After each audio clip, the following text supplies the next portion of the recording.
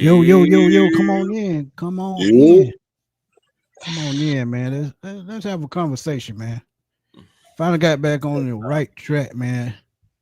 5 straight losses wasn't nothing to sneeze at, man. But y'all tuned in to the post game show, man.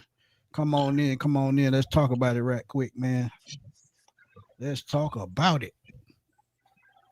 Before we get started, man, y'all know what to do, man. Introduce yourself so we can get this thing rolling, man. Knock it on out. Oh man, you already know what's going on this way. A1 Forever Sports, Chris Tip Moore, man. Thank God that we was able to take care of business down in New Orleans, getting a big win. And it's big because again, like Smitty said, man, 5-game losing streak. Just, it's just wonderful to be able to get off of this losing streak and, being able to get off the snide with Kirk Cousins, against the team that he got hurt against last year, and Right. which started the downward spiral. But, I'm glad that we was able to end this downward spiral in this particular game, going 4-8. And, hey, good win. At the end of the day, holding these guys to 10 points. Yes, they could have had more, but thank God that Blake Groupie is a goofy. So I'm very happy about that. But ultimately, we're going to get in. Right. Yes, sir. Yes, sir. What's happening, chat? What's happening, chat? Y'all know who it is. It's the big homie. Let's get it, GA, man, and Tip and Smitty, man. I appreciate y'all having me on, man. And to the chat, I think Chris was being political, but, I'm going to be, street with it. Who that? Who that? Who that whooped that ass? Not who that Them whooped Falcons. Them Falcons. So all them Aints fans that were Wow. talking all that shit all week, come on in. Let's have a conversation about it. But And my but bad, yeah, 4-7. I don't know why the heck I said 4-8, but yeah, 4-7. Yeah, you try to hand us a loss and you ain't happy yet. Come on, Chris. Tighten up. At the end of the day, this season is still this season. So yeah, Right. yeah. But to Chris's point, man, glad to get off the schnob. The defense played very well today. I was very impressed, especially with the pass rush, man.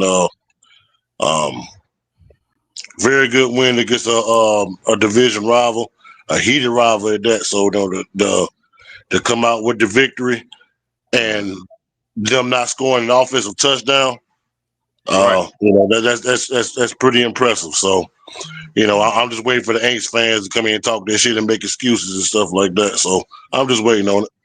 Y'all know how I Yeah, want. they ain't coming in And today, man. I'm I about don't to say, think so. what excuse? What can they really say? Again, they Oh, we really was hurt. technically, We was hurt. We ain't had this, man, that, I but don't want we to hear didn't that. even. 'Cause we hurt too. We were losing guys in the middle of the game. So go ahead and cry me a river. At the end of the day, we took care of business, and that is talk about executing, not necessarily all the way around, but at the end of the day, it was enough to beat your division rivals. It was hate week, week 1 of hate week, and you was able to go in there, and that defense was able to take care of business. You think about it.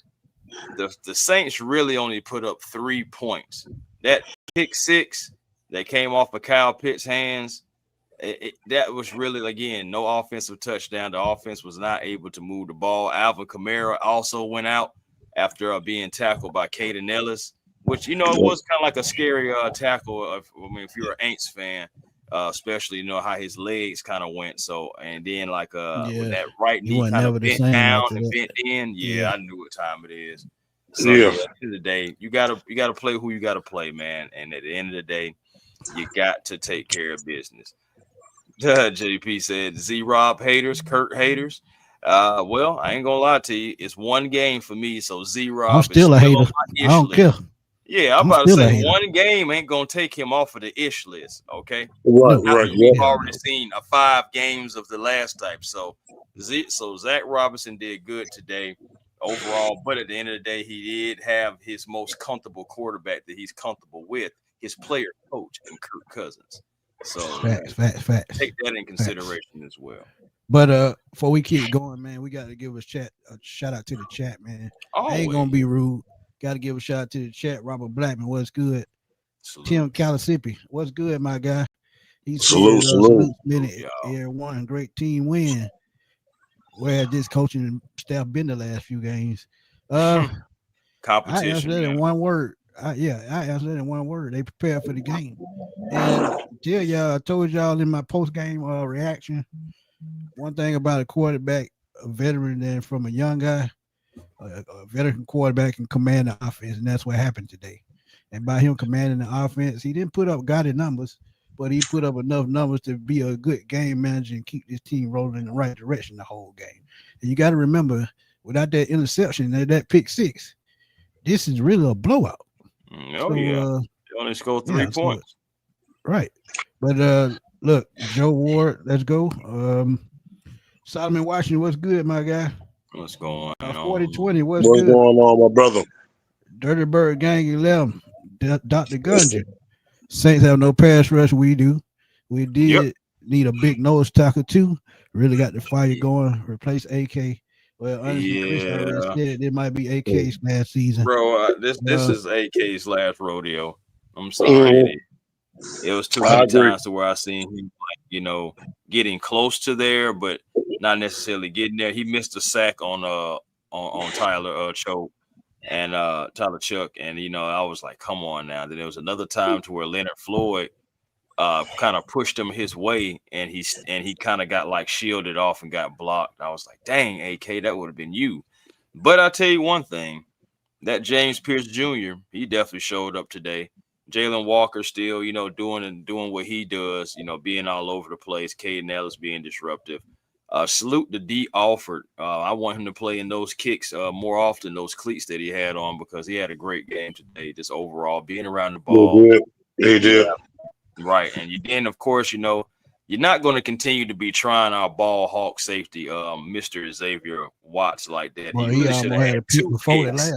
Yeah, I'm about to say he really should have had 2 picks, but people they were saying on the broadcast on how the receiver snatched it away from Watts, but you think about it, the receiver's momentum was going down to the ground, so he's pulling at the ball going down to the ground when Xavier is still flying through the air going the opposite direction. It was leverage. It wasn't power or anything like that. The ball was Watts. If they were going in the same direction, the ball would have been coming down with Watts.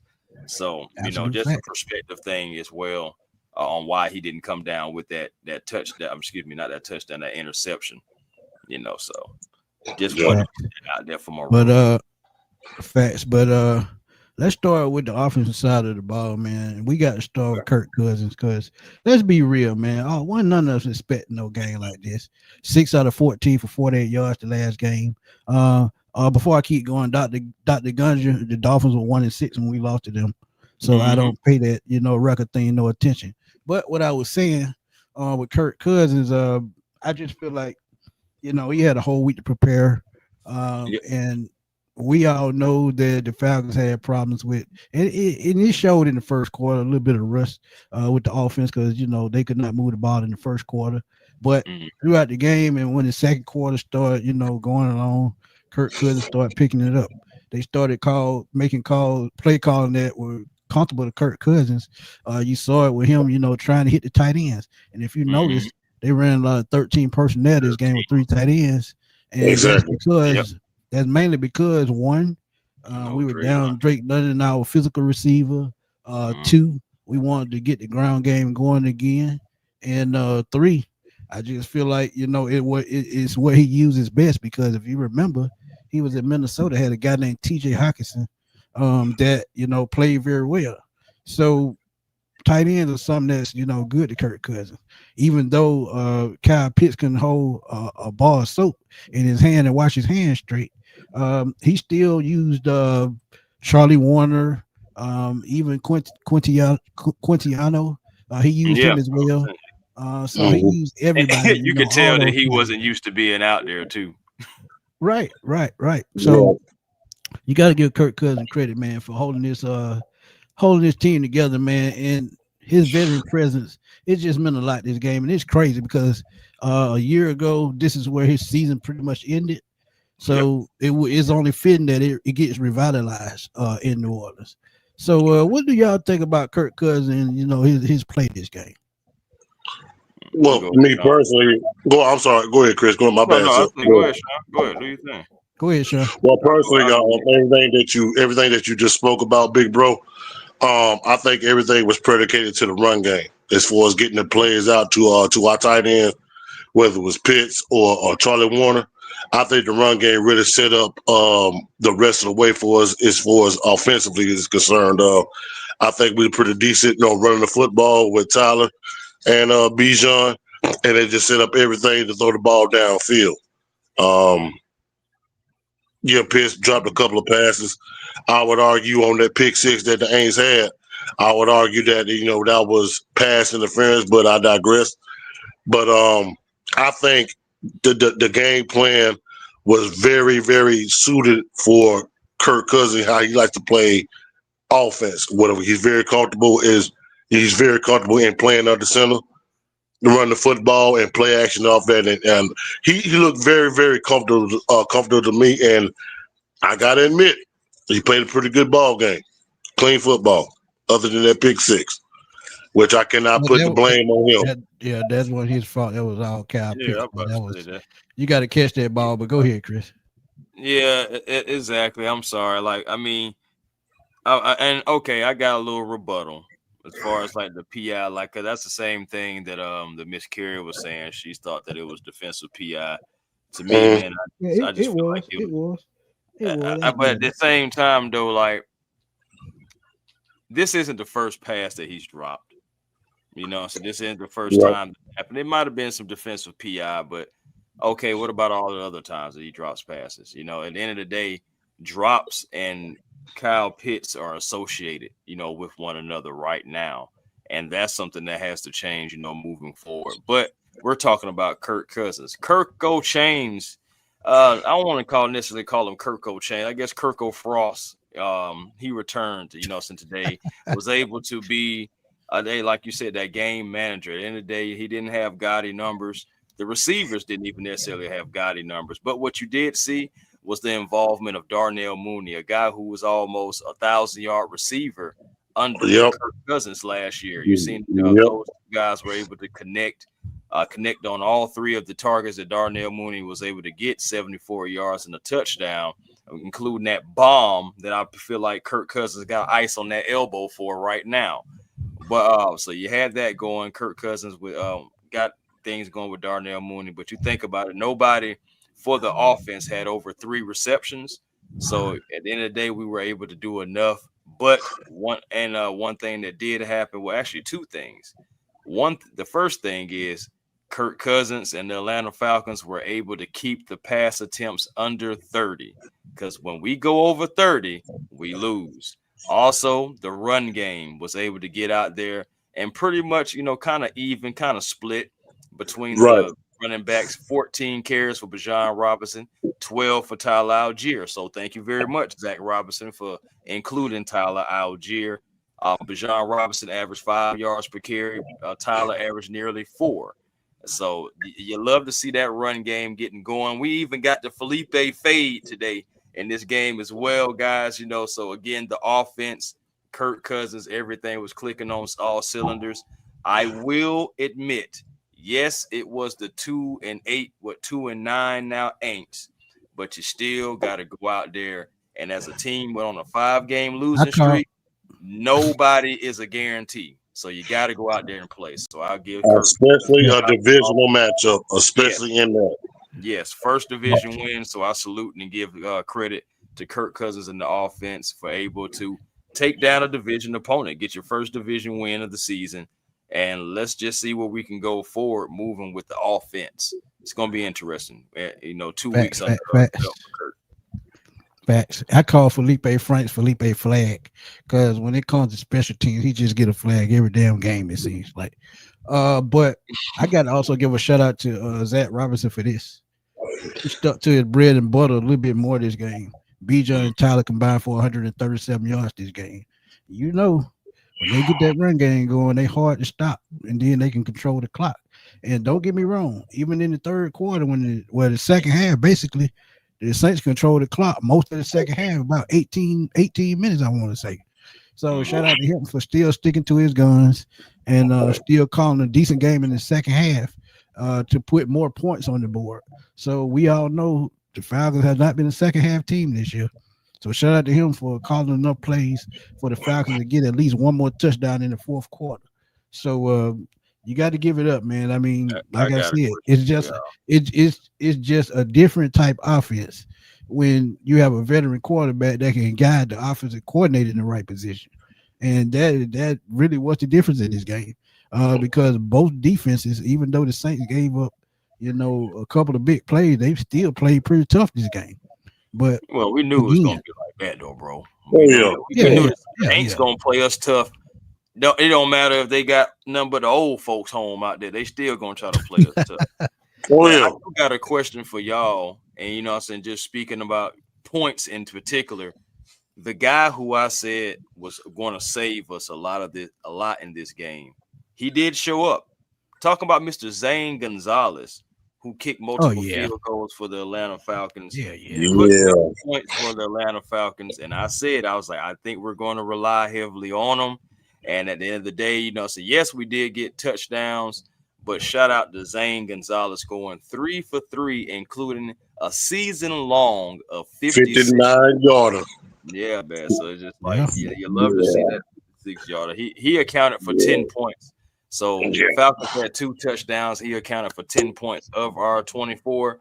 Shout out to Zane Gonzalez, and fixing his hair, making sure he's looking good, and those field goals are going right through the uprights. So love it.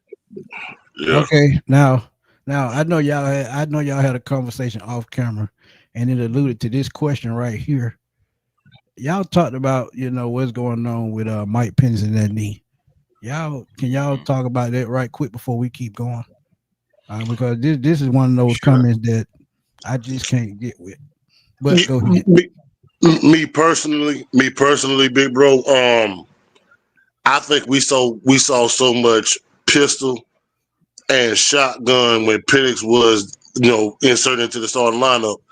I think it was like that just to protect his knee. I think that's personally what he was comfortable with, because you can see how the schematically how the offense is ran with him versus Kirk Cousins. When Kirk Cousins is on the center, you dropping back. When it's with his Bijan or Tyler Algier, you dropping back 5, 6, 7 yards just to hand the ball off. And I don't think Michael Penix was comfortable with that. You know what I'm saying? Right.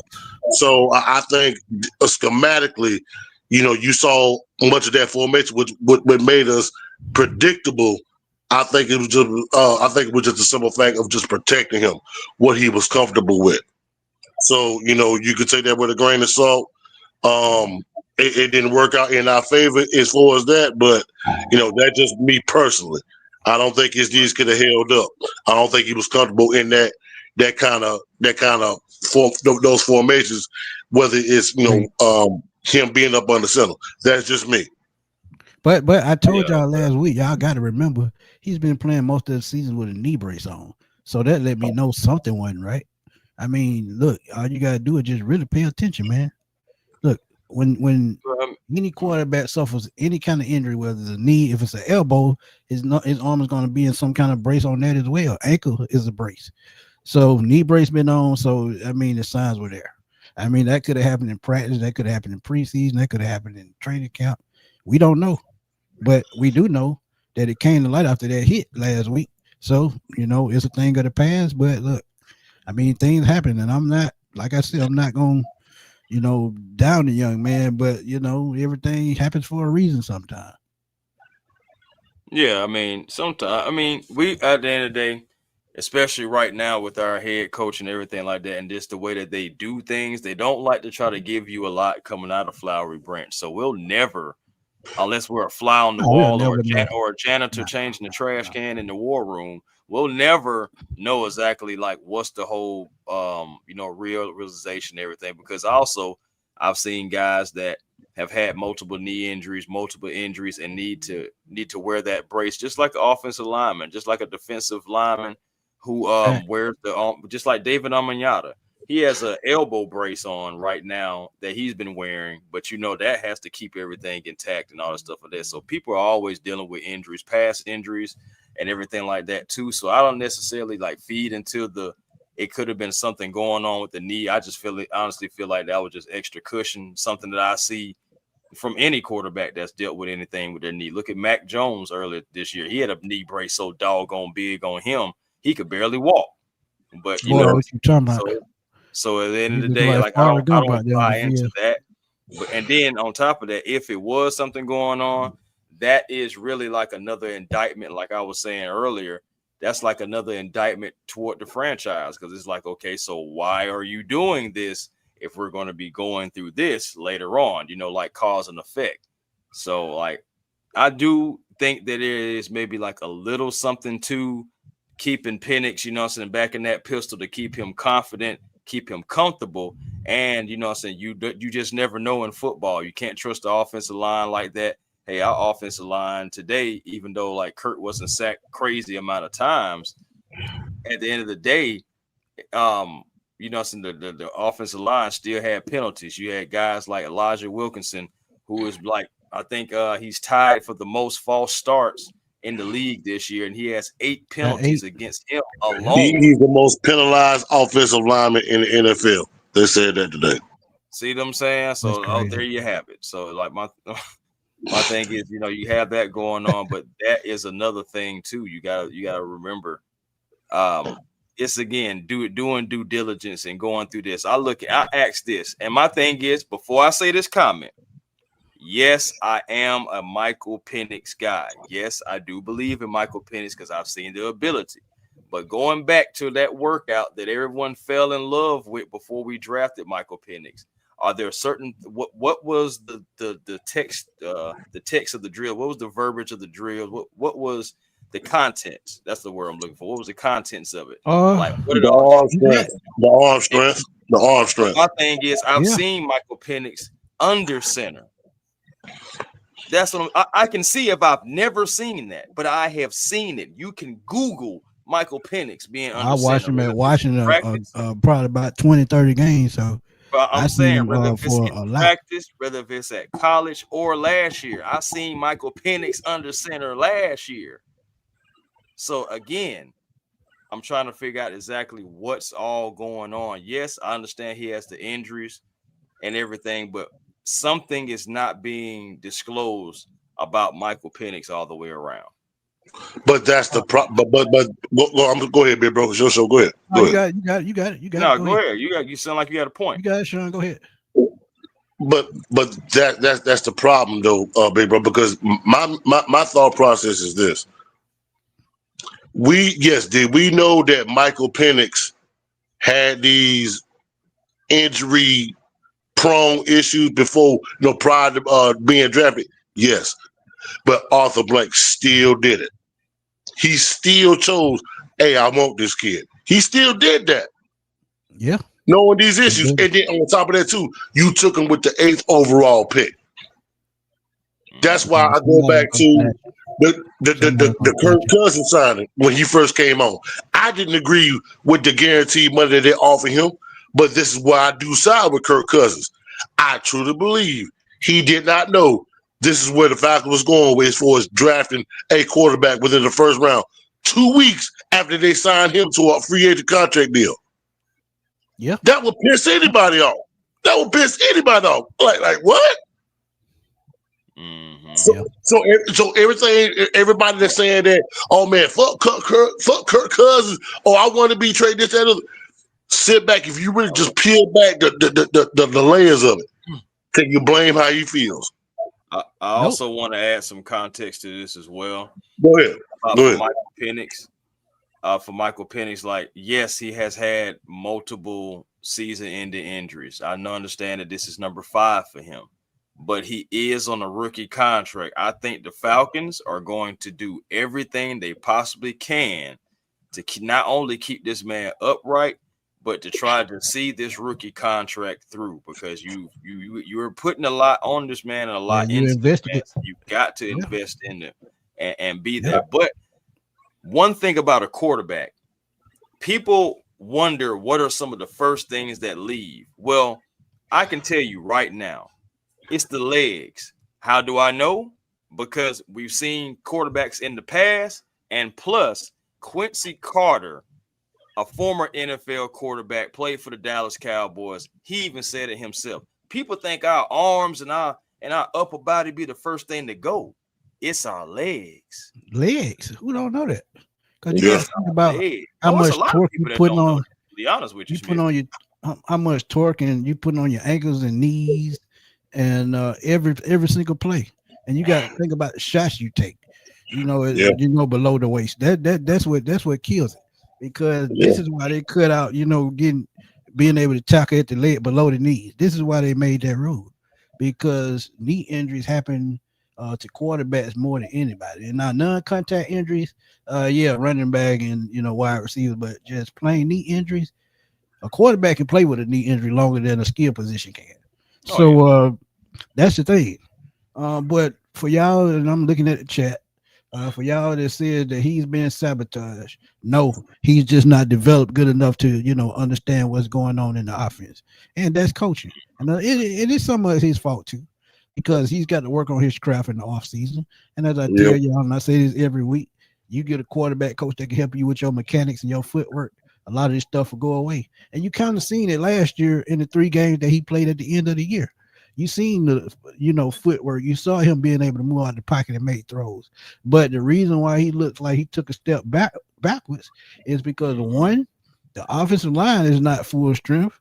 2, the offensive coordinator still don't have the confidence in him to make certain throws and call certain plays that we saw with Kirk Cousins today. Because Kirk Cousins on the center, we would have never saw that with Michael Penix, under center that many times. Even though I tell y'all, and y'all saw it today, if you play Michael Penix more up under the center, and you see how short of a run Bijan Robinson got to get to the line of scrimmage, he'll make more big runs, and that happened today. Even when he was using screen passes. So a lot of simple things that the offensive coordinator had to work on. For Penix to get on that level, Zach Robinson got to, put his foot down and teach. But I don't think he'll be here next year to do that. I'm about to say, I don't think Zach has that in him. I understand. I think y'all giving Zach Robinson a little bit too much credit. I don't think Zach Robinson developed anybody. I'm saying the thing that he ran with Kirk Cousins, I'm telling y'all that's because Kirk is the veteran. He knows how to maneuver through these things. Michael Penix doesn't. Say like if he's at the line of scrimmage, he sees a hot route, he can hit that hot route quick. Michael Penix may know how to read the hot route, but he may not know which way the route is going to go or how it's going to work out. He can't anticipate the throw. Kirk Cousins can. These are the simple things that he has to work on.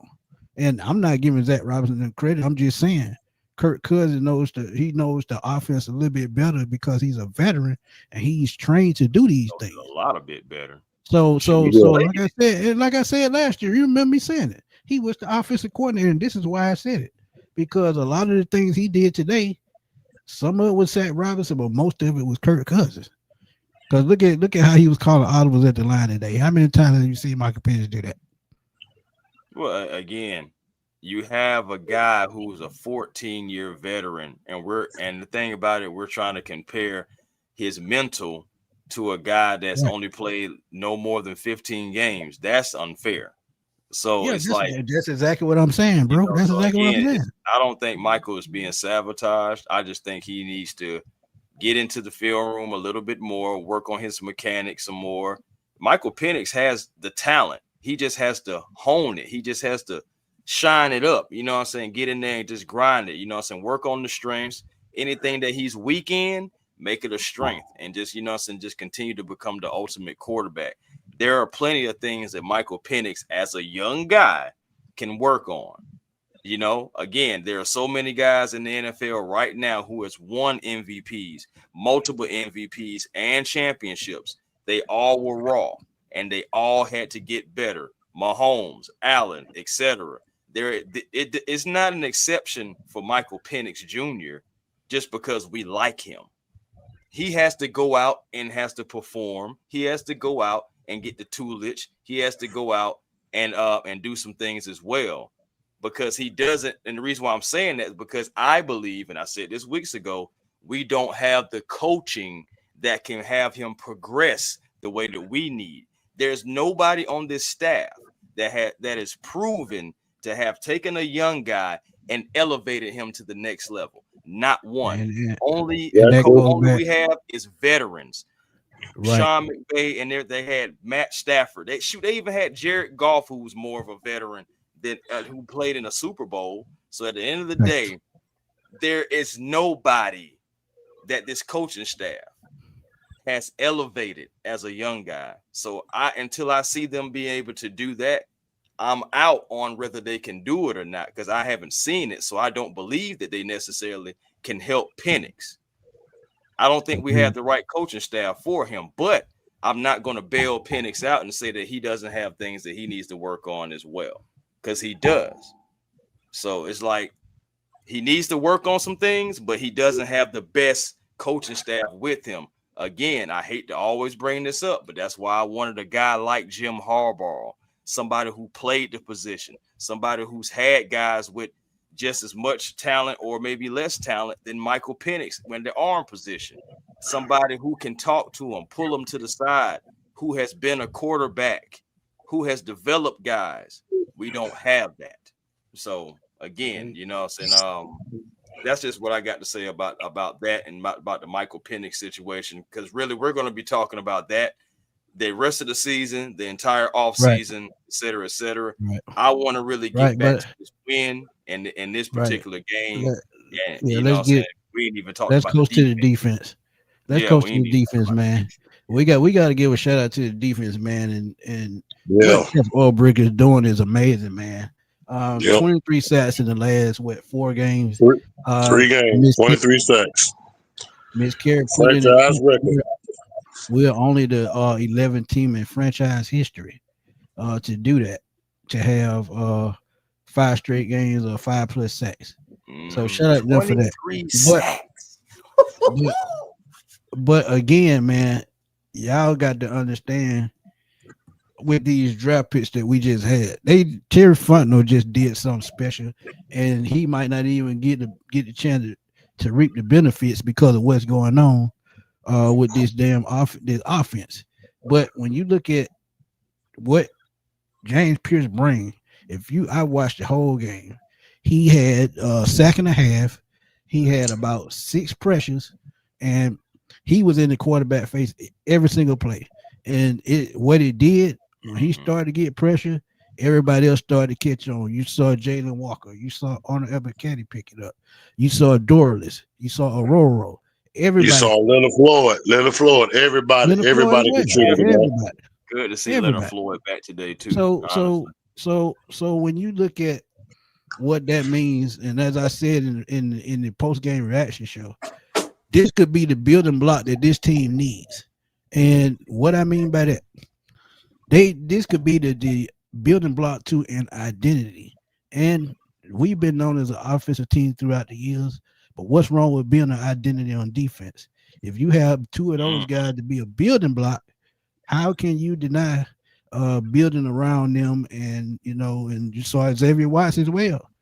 Nearly 2 interceptions. Did have 1, could have had 2. You saw y'all might not want to hear this, but the importance of D. Offer and Mike Hughes, even though they struggle at times. The last couple of games when they want to hear it, you think about it. Go ahead. Go ahead, Tip. He froze up. But Mike Hughes and D. Offer, man, they're proven veterans. And one thing about it, that's something that you can't replace with a first or second year guy. Y'all saw Natron Brooks last week. Clark Fields has been hurt for most of the season. So you just got to give it to this pass rush for picking this defense up and carrying this team. And all the offense did what they had to do. They ran the football. They made key plays when they needed to, and being able to finally stretch the field with Darnell Mooney. So one thing about it, I was happy about that. You can pick it up, but one thing about it, you just got to have a building block, and I think this is the perfect. These are the perfect 2 guys. Right. I like the fact that, again, I'll say it again. D. Offer, You know what I'm saying? I need you to wear those cleats every week because I'm just saying this man had 10 tackles today, a forced fumble. He was everywhere. Like D Alford, man, he almost had a pick because I know when Divine Diablo, man, it was so great seeing Divine Diablo back today. 8 total tackles. Man, Tried to get an interception with a busted hand, busted forearm, and that club on his left arm. Still trying to get the pick, and D Alford was right there. He almost got there in time too. So again, man, this defense, and shout out to AJ Terrell, one of the tough. I'm gonna go ahead and say it, one of, if not the toughest cornerback in the league. Not afraid. Never saw a tackle. He's afraid to attempt. Yes, he went out of the game, but he came right back and played well. So AJ Terrell, shout out to AJ. Shout out to the entire defense. Like I said, it was a complete defensive effort. Another week, taking down these quarterbacks. We're putting these quarterbacks, in not necessarily the hospital, but definitely in the training room and definitely in the ice bath for sure. And you got to continue to do that. I'm agree with you in full with you, Smitty, on James Pierce Jr. and Jalen Walker being able to build around these two guys. If those picks, I'm not worried about the first round pick that's going to go to the rounds wherever it laid. Only reason I was worried about that in the beginning because we haven't seen what James Pierce Jr. and Jalen Walker could do. But now since like week 4, week 5, because I believe that's been since Jalen Walker and James Pierce have been out there on the field together. And, because remember Walker was dealing with the groin. So to see these two guys now and like how they're like really like game busters and they're continuously like getting reps. And I'm just worried about, well, not worried. I'm just looking at it like, just wait until next year after they get that full off season out of an NFL training program. After, going out there, being able to dine at some of the most exquisite places.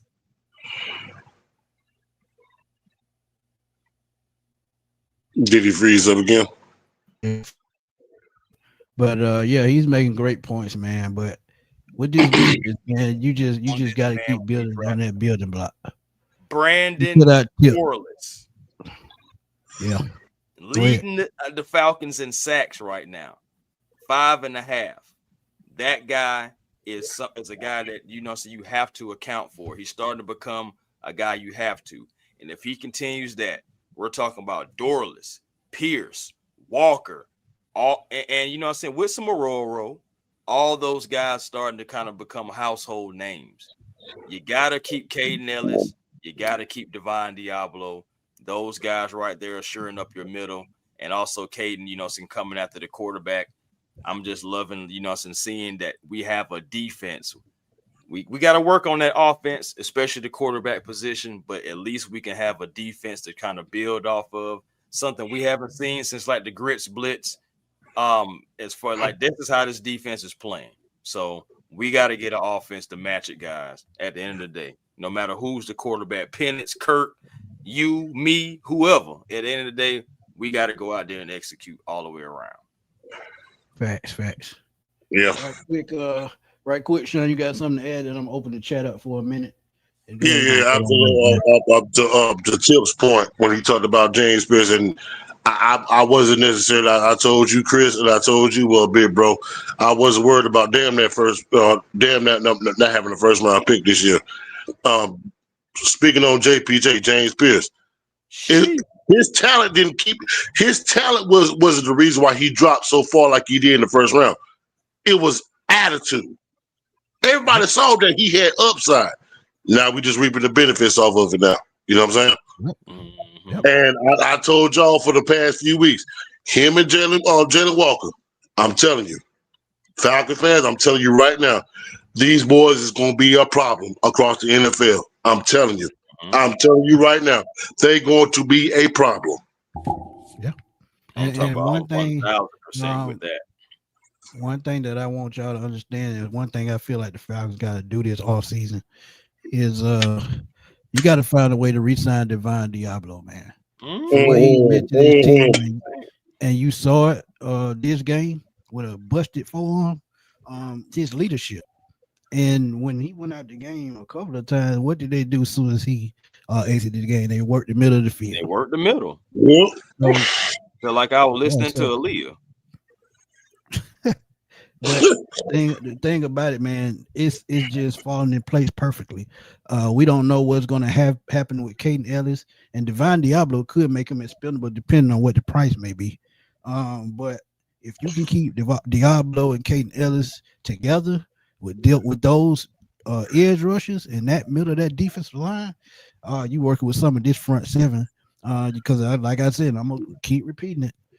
Jesse Bates could be a trade target this off season. Who knows? But the way Xavier Watson's played this year, oh yeah, he's 2 years. I'm bad. I'm sorry. But still, if you sign to extension on the back end of that last year, I mean, he's here for what 3-4 years. So you can add 2 years to that deal. But I just feel like Divine Diablo is one of those guys that you have to you got to lock him up long term, because one thing about it, chemistry is everything in the NFL. So let's get the chat. You got anything to say before we move on? Oh, sure. I definitely still have to say something. For those, Okay, and no, I just want to add just this. Do not get this win mistaken. You know what I'm saying? We did play the Aints. It's nice to get off of the schneid, but we still have a tough Jets game coming up, Seahawks game coming up, division rival Bucks coming up. At the end of the day, I'm really, really ready to see if guys are going to continue to play, if guys are going to continue to play for Raheem, you know, etc. So it was a good win. Special teams still suck, but you know, at the end of the day, I'm happy that the Atlanta Falcons were able to get this win. I'm just ready to be like, hey, let's can try to go 1-0, and let's just see where we're in at the end of the season. And I also saw people in the chat saying, hey, y'all too happy about this win because this win helps Raheem. At the end of the day, I always want the Falcons to win. I'm sorry, so if that at the end of the day, I'm never going to root necessarily against the Falcons because I want a particular person gone. I mean, I just feel like that's kind of backwards. So, I'm going to always root for the Falcons to win no matter who's here. At the end of the day, I feel like enough has already been done for our coaches to be, to have a coaching change. I feel enough has already been done. You don't even have to see anything. Chris. That's the thing, Chris. Even though he winning football games, look at how the season has turned out. They can end up with a winning record and still fire him. Why? Bro, because of the choices that he's made. And like I said, with the team that Terry is giving him a playoff caliber roster, and you're 4-7 right now. Oh no, I mean no. I don't care if you win 9 games, you still getting fired because it's just time for a change. And then look, it's just 2 years, I know. But just imagine they bring in a veteran that can take this talent over and put it where it needs to be. And that's the thing, Tremaine. When you're incompetent as a coach, that says a lot about how you hire. And I told y'all, if he had to put veteran coaches around him, we probably wouldn't even be in this situation. We probably wouldn't even be having this conversation. But since you made bonehead decisions and you fall victim to your ego, these are the type things that happen. So look, if the front office say, if you can hire another coach to be an offensive coordinator, they can put us over the top, and they'll probably ask him that. And depending on who he answers and who he bring in, they be like, well, no, that ain't gonna work. I feel that ain't gonna work. That ain't who we want, and he's gone. So I mean, look, sometimes you are your own worst enemy. I feel like he's not even worth that, bro. I ain't gonna lie to you. Tommy Gunn, put the Tommy Gunn down, man. He said, so y'all want to run off Terry Fontenot off, even though he's responsible for the defense. I don't think anybody up here on this panel necessarily said that we're trying to run. I know Terry Fontenot myself, off, but I know myself, Chris. Okay, go ahead. No, I was about to say, I'm about to say, because we're all going to go around about this, because it's just like, for me, I'm not trying to run Terry off. I just know that if they're starting to have moving pieces, and if you're starting to get rid of people, Terry is involved in that. And that has nothing to do with whether we like them or not. It's just decisions that's been made, and people who are here, they're tied to Terry as well. So it's not about trying to run him off. It's about being a casualty of war, possibly being a scapegoat. And the fact that Terry does not, I repeat, does not have an extension past the last game of this year. Now, yes, there's still time to do that, but it's very unlikely that it's going to happen. So we have to see exactly when the season is over, that Monday, Tuesday, or Wednesday, if Terry Fontenot will get an extension. So with all those things coming in there, you just got to be real. What you got, Smitty? But point blank, I've been saying for God knows how long, when the owner, the team president, and the CEO are making the major decisions, that is a recipe for disaster. And with what Terry Fontenot's done with the cap, he can do his job without nobody being over his shoulder and holding and tying his hands in certain spots. Because I'm gonna be real, and Chris said it, and we've talked about it. Would they even win? Michael Penix had Terry Fontenot. I think so, because when Arthur Blank wanted Michael Penix, what did Terry Fontenot do that? He tried to trade right back up into the first round and go get the guy that he wanted. So that let me know he would have went Latu instead of Penix, and that draft would have went in a different direction. But hey, that's what happens. That's what happens when the front office doing things that they shouldn't be doing. Well, to take it a step further, Smitty, the answer, what's his name, Tommy Gunn, when he said you just want to run Terry Fontenot out, no, run him out. I'm like what you said, Chris. I think it was last week when you said it. You know, the man in me, I think he's done an outstanding job, especially in this draft class. You know, trading back in the first round to get JPJ, adding Xavier Watts, adding Billy Bowman. You know, key young guys that can contribute for years down the line. But putting your business hat on, we all know that the NFL is a results-based business. Facts. So Terry Fontenot has been here 5 years, 0 playoff appearances. That's just the facts, fellas. That's just the facts. Is it fair? No, not always. It's not. You're right. And to add to your point, fam, there's not a Fortune 500 company in the world that would keep Terry Fontenot. That's what I'm saying. That's all I'm getting at. That's all I'm getting at. It's a results-based business. In street terms, what have you done for me lately? What have you done for me lately? Lately, it's been good. It's the totality and the whole body of work. Now, is it fair? You know, pointing the finger and making somebody the scapegoat, and we done seen that. AKA Ray McLeod, AKA Ike Hilliard. We done seen that. Yeah. Is it fair? No, it's not fair. But that's just the way the cookie crumbs. Yeah, true. DA, what's up, man? Talk to us right quick. Man, what's going on with y'all, fella? Man, how everybody living, man? What's going on, my boy? Man? Not much, man. Hey, I'm gonna say this, man. You know, and I want y'all to just hear me out for a second, right? You know, man, I'm a guy that go with the facts, man. You know, 99.9% of things you guys say are accurate, man, every day. And I ain't finna start the day going against what you guys say. I'm just gonna speak on something I saw today with the Falcons, right? Mm-hmm. Now, if we go back to Tom Brady, when you look at every great quarterback in the National Football League, and you look at who they just say they had a great OC, intermediate OC, or a bad OC. The difference between today and what I've been saying when Penix has been on the field is Zach Robinson and Kirk Cousins were in each other's face every time they went to the sideline.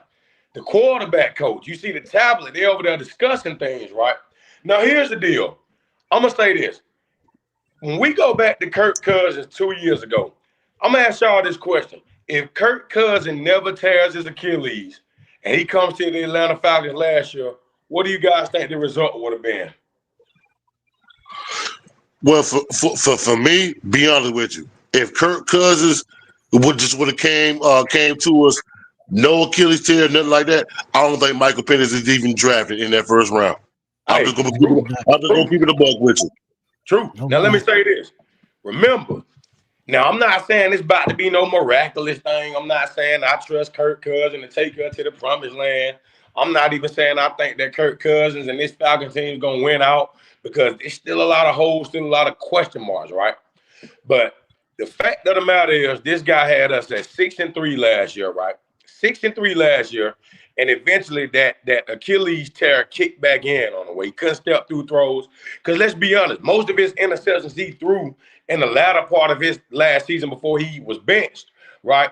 Because let's be honest, Kirk was still hurt, right? Now, it's my honest opinion. This is just me, right?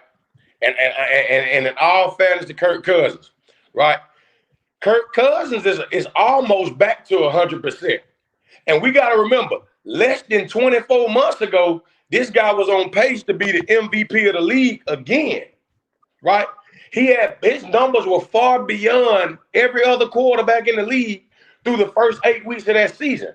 Now, here we are, Kirk Cousins, with no wear and tear at this point, a guy who came in, brought Darnell Mooney back to life. Now the question is, was it the quarterback situation why Darnell Mooney has been missing, right? Not saying Darnell Mooney had the best game of the season today. Well, it was his best game of the season. Not saying he had the best performance, but Darnell Mooney got active. And my question is it Kirk Cousins or is it Michael that he would rather have him throwing the ball to? Once again, chemistry is everything, DA. Chemistry is everything. That's just like any quarterback in the league. If they have a certain receiver that they're comfortable with, guess what? That's who they're going to throw to. Because think about it.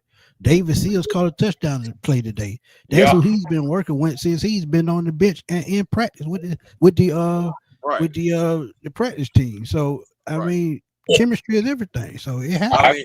I mean, it's a lot going on with that. But guys, you got to understand.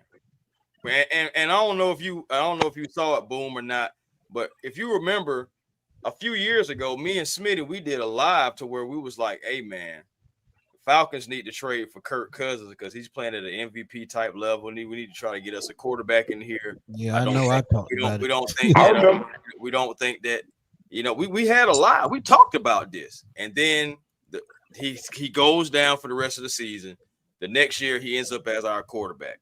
Now, to answer your question about Michael Penix and all that stuff like that, if Kirk was never hurt, I don't think Michael Penix would have been the draft pick. At number 8, we would have took Laiatu Latu because that's who the Falcons liked, and that's who the Falcons were trying to trade back up to get Laiatu Latu. By the way, Latu, who has 3 interceptions, and is the second guy in the last 35 years as a defensive lineman to do such. So, you know, so I mean, Laiatu Latu was the pick. It's just Penix became more available. Guys, you know, fell in love with him. Yeah, Michael Penix was our quarterback. But Kirk Cousins, man, at the end of the day, if he never got hurt, who knows? Maybe last year against the Saints still happened, though. Even though he got the Achilles, maybe the shoulder thing still happens because you look at Kirk Cousins before the Achilles and after the Achilles. I feel like Kirk Cousins tries to throw more with his arm outside of the mechanics because of that Achilles. Yeah, you keep taking my talk. My bad. I'm sorry. Go ahead. My bad. And that's the point I was getting to. It wasn't even so much about drafting Penix, but it was the fact of the matter is, I believe, like you said, the shoulder thing did happen with the Saints. That eventually took him out, but that was later in the season. I think they win 10 or 11 games last year if he was healthy, right? And I'm going to say this. I do think that he's back almost to what he was when he was in Minnesota. And there's 2 things going on. Kirk Cousins wants a job in the National Football League next season, right? The Atlanta Falcons have already told me, like, do I think they can make the playoffs? No. Do I think there's still a chance? Yes, especially if Tampa loses tonight. That's going to put them 2 games back, right? Now, of course, when it comes down to tiebreakers, they have to win their remaining 2 division games, but it's going to be a long shot. One is against Tampa, but they did get swept by Carolina. So if it comes down to a 3-way tie, Carolina wins the division. But the fact of the matter is there's still a chance for these guys. Now, do I think they beat the Rams? I don't. Do I think they beat the Seahawks? I don't. Do I think they can beat one of them? Maybe. Do I think they beat Arizona? It's a long shot. I'm also worried about the Jets, who they got next week. But the fact of the matter is, Bijan Robinson touched the ball, like Chris said earlier, touched the ball 12 times. I mean, not Bijan, Tyler Algier, right? And they were under center, right? And I don't even think that there was so much of a difference in the playbook for somebody to sit in the chat. I think the fact of the matter is Kirk Cousins saw some things that he didn't agree with, and he made adjustments, like Smitty and Chris and you guys been saying all day on this show, right? Michael Penix just can't make those adjustments yet. He can't really put this team in position to where they need to be in terms of a quarterback, because of him being young and not being inexperienced. And as far as being on the center, right? Like I said, like my brother said down here with me, bad knees, man. Kurt, hey, this guy is literally one more ACL tear away from probably never playing football again. And I'm gonna say this: people might think I'm crazy. People might think I'm a crash out of these young boys like to say. And I know, and y'all might not even agree, and that's cool. I think when Drake London comes back and Darnell Mooney having his favorite quarterback on the center throwing him the football, maybe Penix throw the ball too hard for him, I don't know. But I think that if Darnell Mooney is able to revive, and I get it, they young. Chris, you're right, they played the Saints. The Saints were terrible. But to what Smitty said, they still got some guys on that team. But every NFL team has 4 days maximum, if you talk about from game to game and practice and travel, to prepare for a team. And guess what? The Saints know the Falcons better than anybody else in the National Football League, right? But the fact of the matter is the players came to play today. But let me not miss my point. I'm going to make a bold prediction. I'm going to say either the Falcons going to finish this season 5-1, or they're going to win the remainder of their games, and they're going to make the NFL postseason with Kirk Cousins. And the reason I say that is because Kirk Cousins is healthy. The pressure already off of Kirk Cousins. He's playing for a job. And I'm going to be honest, throughout this man's career, if you take away the second half of last season, there's no quarterback in the NFL outside of Brady, outside of a couple guys we've seen in history. One of the best quarterbacks with proving people wrong and playing under pressure when he's healthy has been Captain Kirk Cousins. And I'm going to be honest, I really believe when Drake London comes back and Darnell Mooney plays with this confidence level, because we already know this guy can play with the best of them, I think this Falcon team can win out with Kirk Cousins on the center. I really believe that.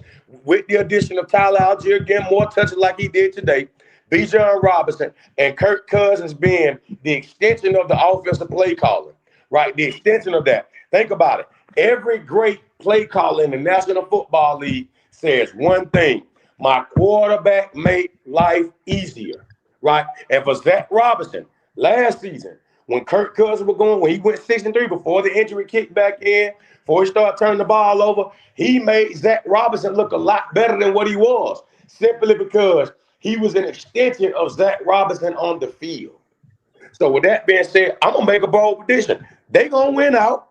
They're going to go finish 10-7, and they're going to be probably a 6 or a 7 seed, and they're going to win a playoff game, man. I really believe that. Wow.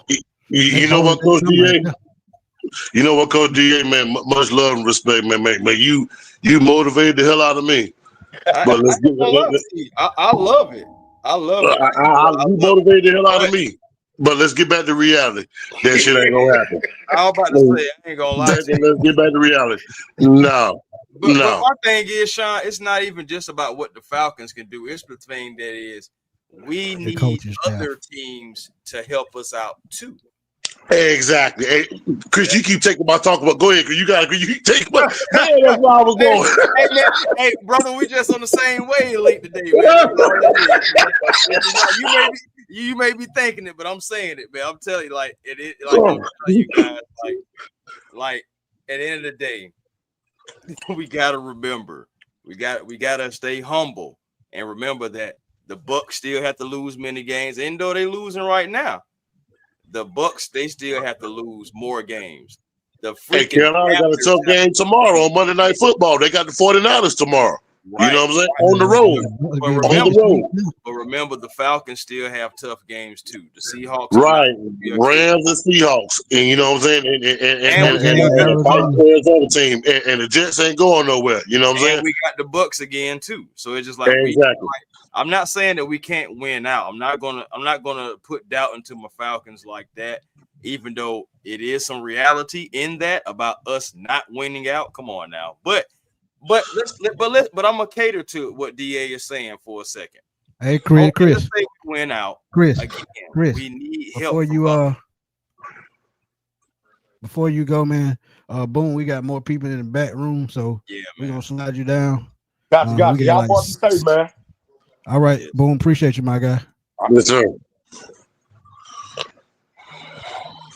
We'll go ahead with your point, Chris, and then we'll go to Dirty Bird. No, it just we just got to keep it real, man. At the end of the day, Seahawks, they're a playoff team. You think they're going to come in and lay down in the bins? No, we're going to have to go earn that. Same thing with the Jets. We're going to have to go earn that. Even though they're a bad team, they're a scrappy bunch.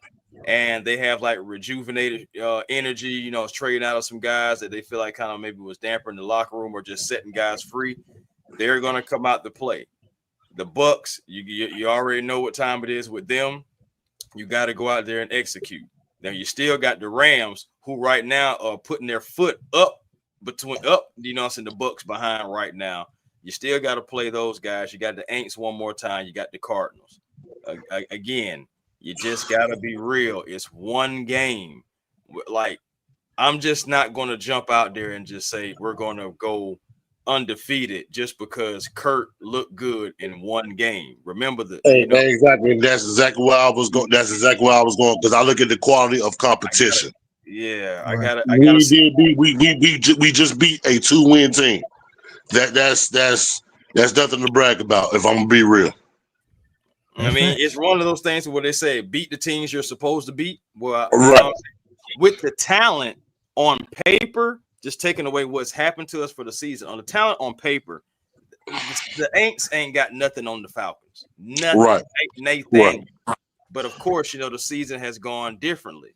So again, like, I'm happy for the win. We needed the win. Great win. Excellent execution ultimately from the offense, defense doing what they do again, and the special teams looking real special.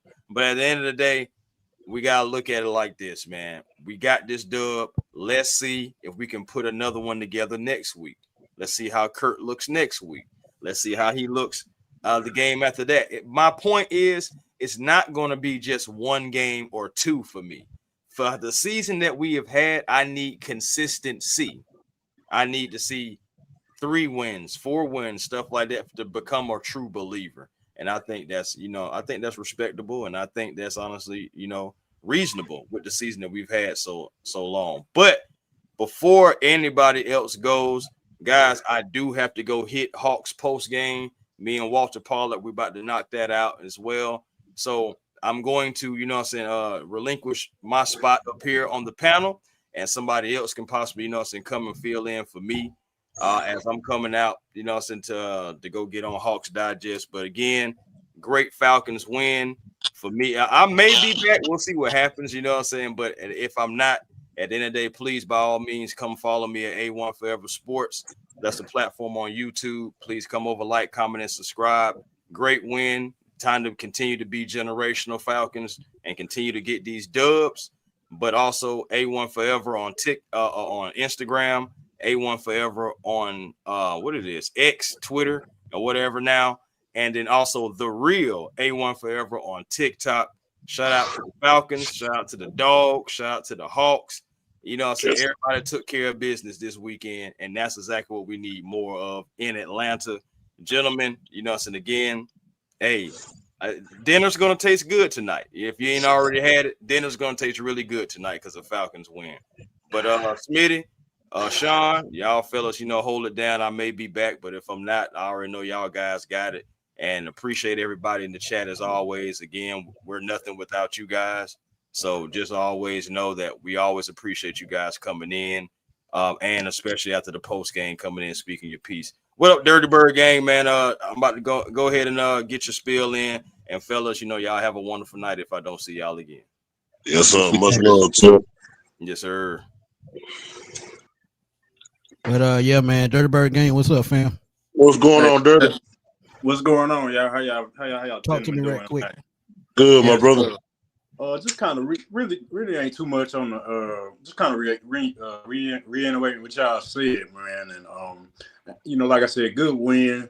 Not too overly excited because this coaching staff has yet to show us any type of consistency. And the level of competition you play week in and week out, you can't just go off for one game. I feel Exactly. but at the end of the day, we got to prepare for any other team like we did today a little bit. I'm gonna go more on the defensive side of the ball, man. Like I said, the hire of Nate Ollie, just bringing Albridge back up here. I've seen a lot of James Pierce hate everywhere I've read. I've seen a lot of James Pierce Jr. Because a lot of people are too unsure on him. But I watched him in Tennessee, and I watched a film on him. That dude, man, and one of the parts that you brought up, let's get it, was that his attitude. It translates on the field. He is violent, and everybody seems to feed off of it. I'm talking about, like you said, once he got a sack, everybody else started getting a sack. And and to me, man, and just like Smitty said, to have that foundation of possibly even an identity going forward, if you build off them two guys, because they only gonna get better. Well, it's just to your point, Dirty Bird Gang, man. Everybody that cut on the tape and watched James Pierce, especially when he played at Tennessee, everybody and their mama knew that he was a first-round talent. His attitude is what kept him out the first round. And Terry traded that first-round pick to get back up in that first round to draft him.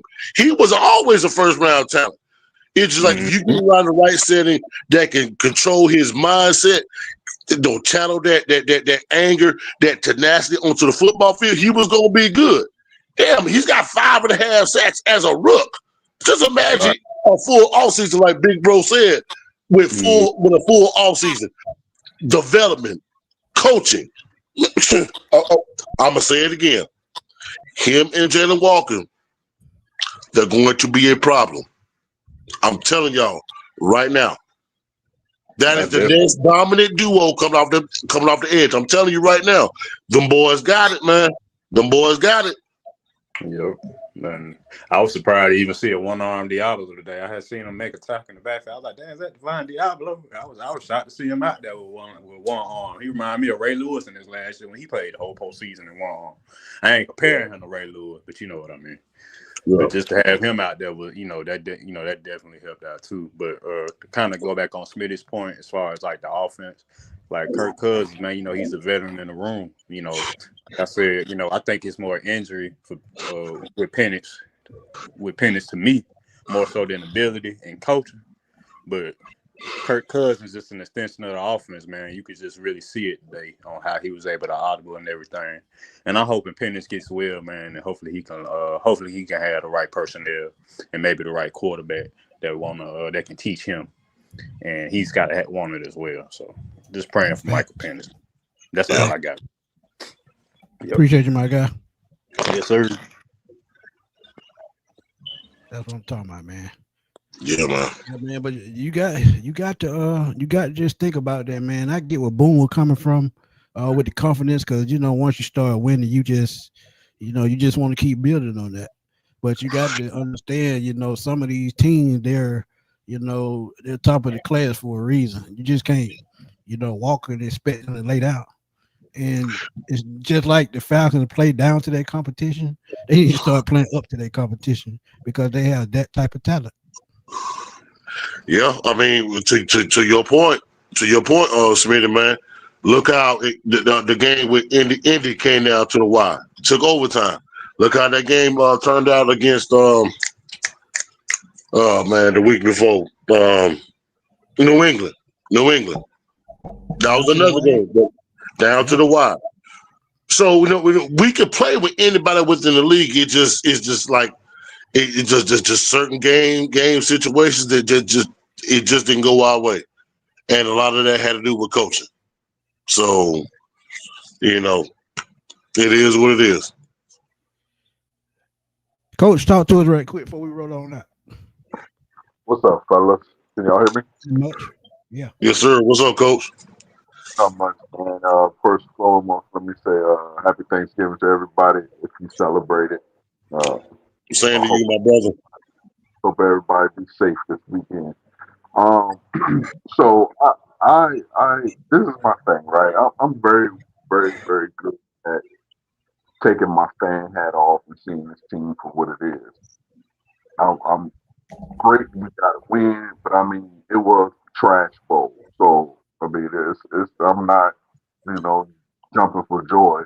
Um, on the same token, you know, I always say we could be, we could be two and whatever, whatever how many games in a year, and we can only have two wins. Those two wins better come against the Aints. So I'm happy that we beat the Aints.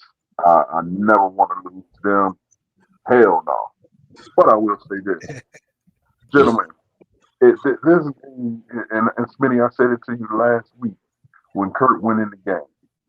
Yeah, people can't continuously keep on telling me, Michael Penix is the future. Michael Penix is the future. Michael Penix is the future. I get that he is inexperienced, but you just see the difference in play calling when Kirk got in the game. And I don't think Kirk is better than Penix in no shape, form, or fashion. He's just more experienced. But so why do you do rollouts and play actions and everything that we did? Bro, we did a flea flicker. Like what? Like where did that come from? It has to be. I believe we'll know at the end of the year. Some way to come out, but there has to be some type of issue as to where they called the games the way that they called them on offense when we had Penix on the center. Well, no, let me tell you like this, Coach. Um, the biggest thing about it is, and I said it, I've been saying it for a while. When you can control the kind of play calling this best suit your game, this is why Kirk Cousins always look better than Mike Penix because he can control what goes on in the film room. He can control what goes on the field by looking to see what the defense is doing the entire game. He can go to the sideline, tell him tweak this, tweak that. Mike Penix can't do that yet. So this is the advantage that Kirk Cousins is going to always have. It's not nothing about sabotage. It's not nothing about just completely changing the playbook. It's about what better suits the quarterback. And they said it. They were going to build the offense around just like what Penix had in college. And this is the reason why he's probably failing because he's not trying to get out of that comfort zone. See, that's the thing. When he gets out that comfort zone and has that confidence that he can build up to the point where he can make the plays like Kirk Cousins, had a confidence like Kirk Cousins, then, hey, we won't even be having this conversation no more. Right. I even take it. Go ahead. I'm sorry. My bad. Go ahead. Oh, go ahead, brother. Go ahead, I Sean. take it a step further, and you said it early in the show, big bro. Kirk Cousins had a week long. He had a whole week to preparation. A whole week. Hey, on this down to this is. Hey, I'm comfortable with doing this. I'm comfortable with doing that. And Zach Robinson ain't got no choice but to okay. All right, that's what you want to do. We'll do it. Hey, and we saw it on the field today. Yeah, and I agree with you guys. I think Kurt has the sweat equity in the game to be like, and then he told you last year himself to be like, you know what, I'm gonna call whatever play I want. Like he said last year, he made an effort. It was him to decide to get Pitts in the game early. So I agree with you in that aspect, but we're not talking like nothing major. Like you can't put your guy on the center. You know what I'm saying? Like I'm not talking about major changes. I'm talking about like it just looks completely different with him in it. And again, I will concede that some of that is Kurt doing his own thing because he has the sweat equity, being that he is a 14-year veteran in the game of in the NFL, in the game of football. So I will concede that fact. But something to me it just don't look right. And I don't mean Penix being sabotaged.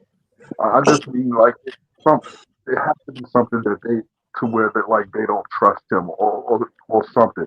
Like I just can't fathom your line. Your life is on the line in this job, head coach Well, and OC, if they don't and you trust him, then that tell you that they made the wrong pick if they don't trust him.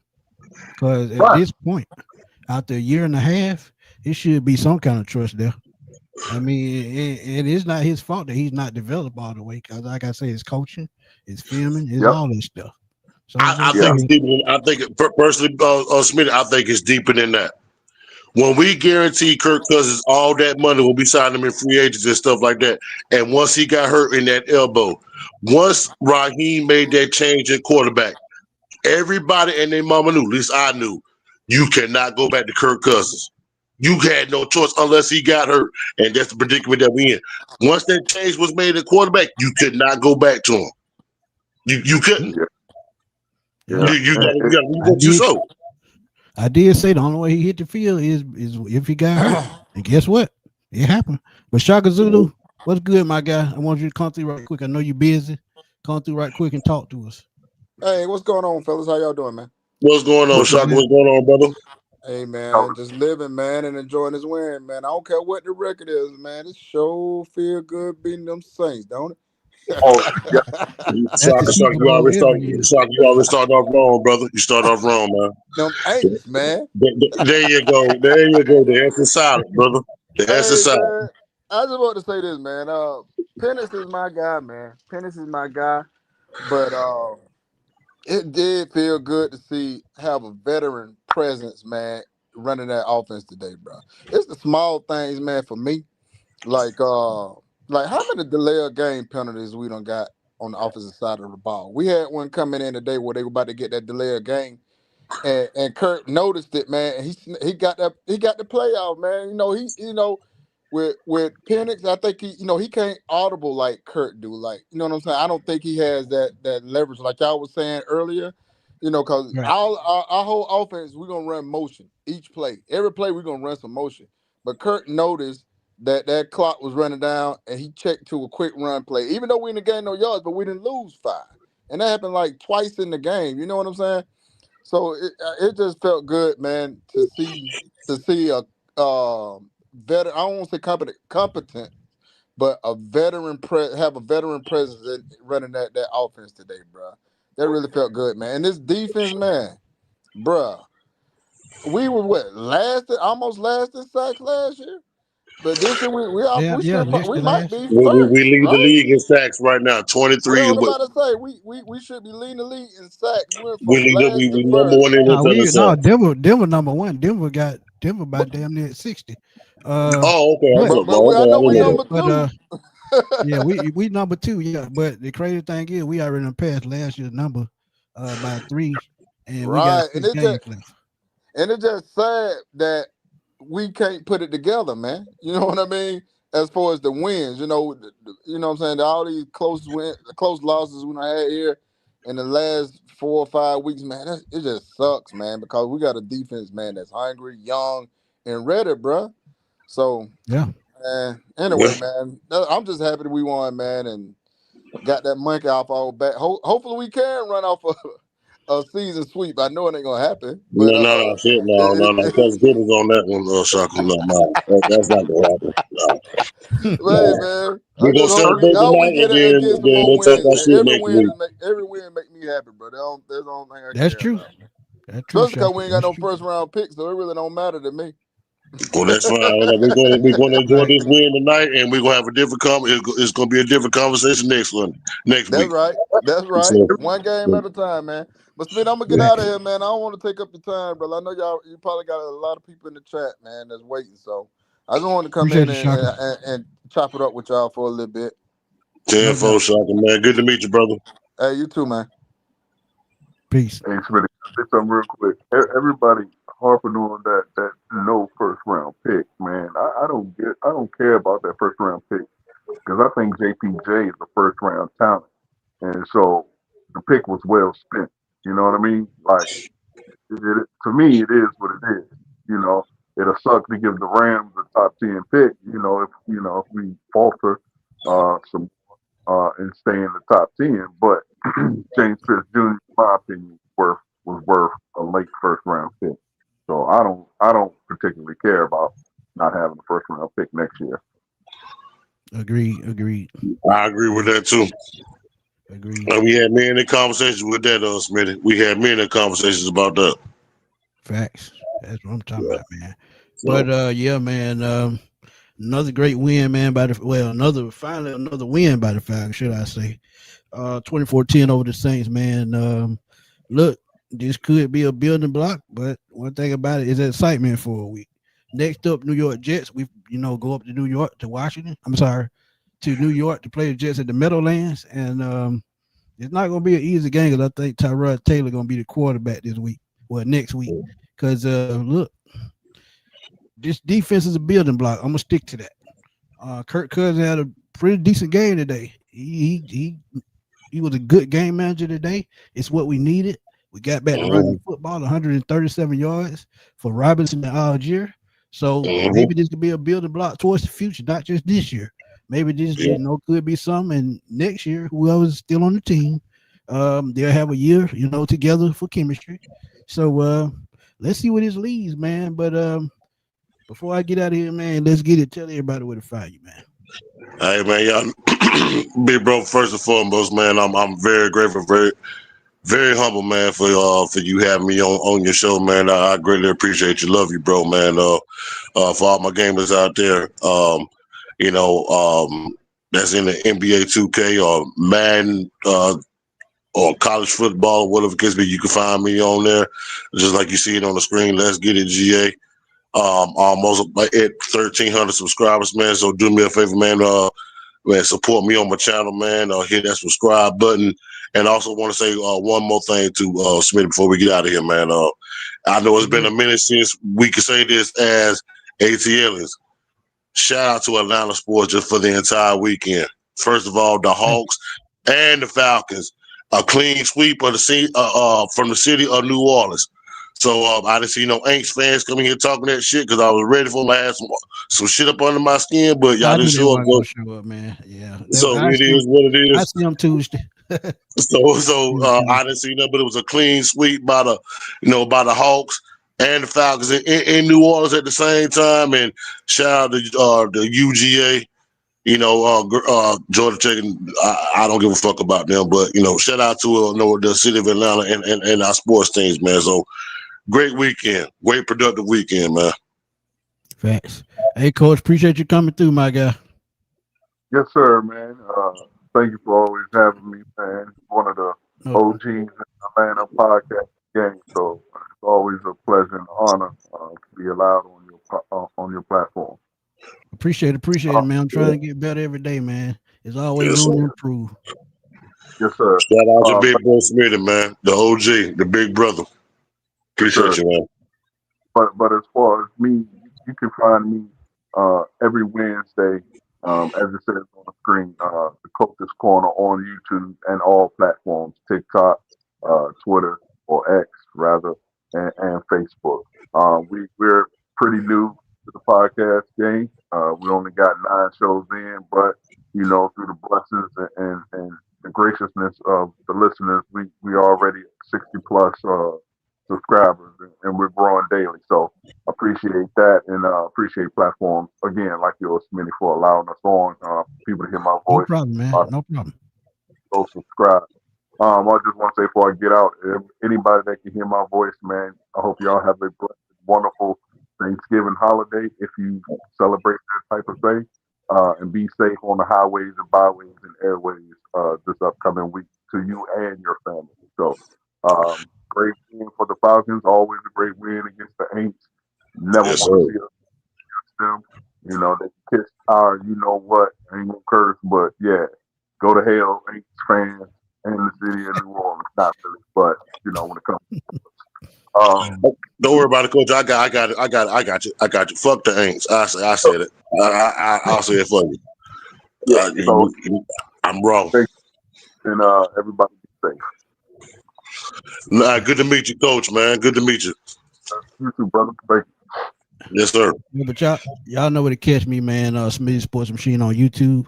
Also catch me at @FatBoySlim_21 on Twitter, because I'm always over there on Twitter, doing my thing and blowing it up, because that's what I do.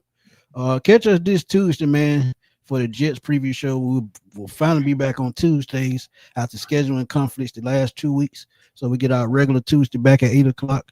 Our boy John Abraham will come through and talk to us. He played for the Falcons and the Jets and was part of one of the best trades in Atlanta Falcons history that brought him here.